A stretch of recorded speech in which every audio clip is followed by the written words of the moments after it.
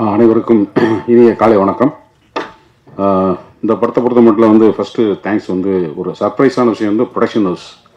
என்னென்னா எனக்கு பேசின சம்பளத்தை விட அதிகமாக போட்டாங்க. ஆமாம் நிஜமா, ஒரிஜினல் 1 லட்சம்.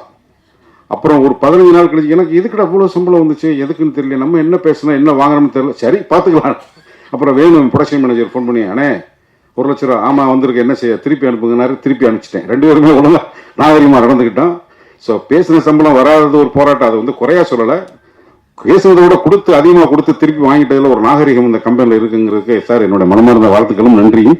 இது தொடரணும், நிறைய நீங்கள் படம் பண்ணணும். இந்த நாகரிகத்தை எல்லாருக்கும் நான் அனுபவிச்ச மாதிரி கூட கொடுக்க வேண்டாம்.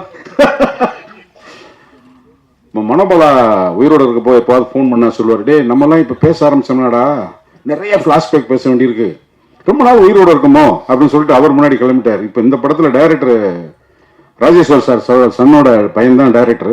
கடலோர கவிதைகள்னு சத்யராஜ் சார் பாரதிராஜ் சார் டைரக்ஷனில் ஃபிலிம் இன்ஸ்டியூட்லேருந்து பிசி சார் கூட சேர்ந்து நிறையா ஆங்கிலம் பேசுகின்ற எழுத்தாளர்கள் வந்த காலம்.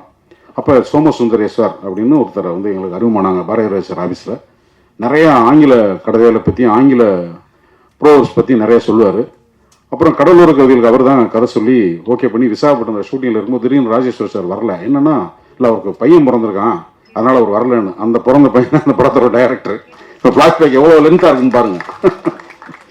அவர் கூட இன்னொரு டைரக்டர் இருக்காரு. 2 பேரும் ஒரு நல்ல ஒரு சின்ன பிட்டு கேரக்டர் கொடுத்தாங்க. நீங்கள் படம் பார்த்தா தெரியும் ஏன் எனக்கு பிட்டு கேரக்டர் கொடுத்துருக்காங்கன்னு. இன்னொரு ஆச்சரியம் பொறாம மகிழ்ச்சி வந்து ஆனந்தராஜ் சாருக்கு வந்து தொந்தி இருக்கு. அப்பா எனக்கு ரொம்ப சந்தோஷம், ஏன்னா ஃபிட்டா வச்சுக்கிட்டே இருப்பாரு.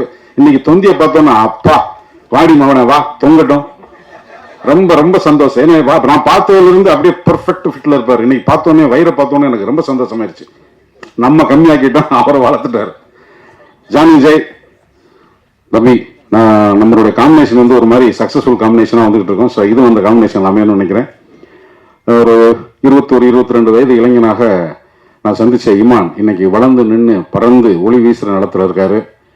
வாழ்த்துக்கள் தம்பி, இன்னும் நீங்க வளரணும். அஜய் டான்ஸ் மாஸ்டர் அஜய் வந்து எங்களுக்கு சென்னை 28 இருந்து அப்படியே கூடவே கலந்துட்டு இருக்காரு. ஹீரோ வந்து ரொம்ப அமைதியா இருக்கிற மாதிரி நம்புவார், ஆனால் நம்பாதீங்க, பயங்கரமான சேட்டைக்காரன், பெரிய சேட்டை. சிக்ஸர் ஒரு படம் 2 பேரும் நடிச்சேன். அதை ரொம்ப பெருசாக எதிர்பார்த்தேன் அந்த படம் ஓடுன்னு. ரொம்ப அருமையாக அதில் ஒரு இன்டென்ஸ் பெர்ஃபார்ம் பண்ணியிருந்தா. அப்படி அது இந்த படத்தில் அந்த வாய்ப்பு கிடைக்கும்னு நினைக்கிறேன். பாட்டும் சரி, கொரியோகிராஃபும் சரி, போட்டோகிராஃபியும் சரி ரொம்ப நல்லா இருக்கு. எடிட்டர், ஸ்டன் மாஸ்டர், ஆத்தாடி கிங்ஸ்லியே பேசலைன்னா இப்படி அவர் வாட்டில் ஏதாவது அடுத்த படத்தில் நம்மளை போட விடான்னு சொல்லுவார். ஐயா வணக்கம் ஐயா, நல்லா இருக்கீங்களா ஐயா? புது மாப்பிள்ள இப்போ ஏதாவது விசேஷம் சரி சொல்லுங்க, டக்குன்னு அடுத்து கேட்க கட் பண்ணலாம். எல்லாரும் பாடலாசிரியர் எல்லாருக்கும் நன்றி. ஹீரோயின் ரொம்ப அழகா இருக்கீங்க படத்தில் பார்க்குறதுமா, சோ ஸ்வீட். ஏன்னா அதை சொல்லாமல் இப்படி தேவராஜ் இதை கொஞ்சம் நோட்டீஸ் பண்ணிக்கங்க. ரைட், ஓகே, தேங்க் எல்லாருக்கும் நன்றி.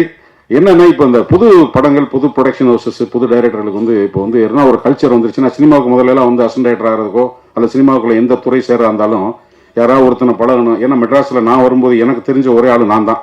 அதுக்கப்புறமா ஆளுகளை பழகி யார்ட்டையாவது ஒருத்தர் அசிஸ்டண்டாக சேர்ந்துருன்னு சொல்லி போராடி அப்புறம் உள்ள வந்தேன். இப்போ அப்படின்னா நேராக சினிமாவை கேவலமாக காரி துப்புறது, அவங்கள கூப்பிட்டு சினிமா வாரி அணைச்சிக்குது. இப்போ அந்த நிலைமைக்கு வந்துருச்சு. அது மாதிரி இருக்கிறது என்னன்னா, முதலீடு போறவங்களோட நிலைமை ரொம்ப மோசமாகுது. ப்ரொடியூசர்ஸ்க்கு எந்த விதமான கேரண்டியும் இல்லாத ஒரு சூழ்நிலையில தான் இந்த வந்து புதுசாக சினிமாவுக்கு வர்றோம்ன்ற பேரால, சினிமாவை கழுவி ஊத்துறோம் ஜாலி ஃபன்னுங்கிற பேரால படத்தை பார்த்துட்டு பிடிச்சி ஆகணும், படத்தை பார்க்கணுன்ற கட்டாயம் இல்லை. ஆனால் ஒரு படத்தை வளர்ற குழந்தைய வந்து இது விளங்காது, நல்லா இருக்காதுன்னு சொல்றது எப்படி கஷ்டமோ அது மாதிரி இருக்கு. அதை நீங்கள் ஊடகவாதிகள் கொஞ்சம் அதை வந்து எங்களுக்காக கொஞ்சம் சப்போர்ட் பண்ணீங்க. ஏன்னா நம்ம இதெல்லாம் சினிமாவை சார்ந்து இருக்கக்கூடியவங்கனால இந்த வேண்டுகோளை உங்களை வைக்கிறேன். வந்தோன்னா படம் ரிலீஸ் எந்த படமாக இருந்தாலும், எவ்வளோ பெரிய படமாக இருந்தாலும் ஒன்றும் வேலைக்கு ஆகாது. என்னடா தேட்டரை பாதி படம் ஓடுறதுக்கு முன்னாடி ஒரு குழந்தைய கழுத்து பிடிச்சி தெரிகிற மாதிரி இல்லையா? இது இந்த நம்பி இருக்கிற பல குடும்பங்களின் சார்பாக உணர்வுபூர்வமாகவும் உழைப்பு நல்ல சின்சியராக உழைக்கிறோன்ற சார்பாகவும் உங்கள் மூலமாக இதை வந்து கொஞ்சம் ஏதாவது ஒரு வகையில் உங்களோட விமர்சனங்களை, இந்த படம் நல்லா இருந்தால் எழுதுங்க, இல்லை அந்த மாதிரி படங்களை வந்து வர்ற படங்களை வந்து போட்டு படுத்திடுறாங்க, அதை கொஞ்சம் நீங்கள் வந்து அதை வந்து வேற ஒரு கோணத்தில் அணுகுனீங்கன்னா நிறைய ப்ரொடியூசர்ஸ் வருவாங்க, நிறைய டைரக்டர்ஸ் வருவாங்க, நிறைய புதிய படங்கள் உருவாகும், புதிய சிந்தனைகள் அடுத்தடுத்த தலைமுறை வரும்போது தான் வேற ஒரு வெளிச்சம் வரும், ஒரு வேறமான பார்வை வரும். உணர்வுன்றது எல்லா காலத்திலும் ஒன்று தான். பட்டு புதிய தலைமுறை வந்து ஒவ்வொரு உணர்வும் எப்படி பழக்கலான்ற பொறுத்து தான் ஒரு காட்சி ஊடகமாக சினிமா மக்களை என்டர்டெயின் பண்ணுது. அதுக்கு வேணும்னு நினச்சி எங்கள் எல்லாரும் சார்பாக வேண்டுகோள் வச்சுக்கிறேன். வாய்ப்புக்கு நன்றி, வணக்கம்.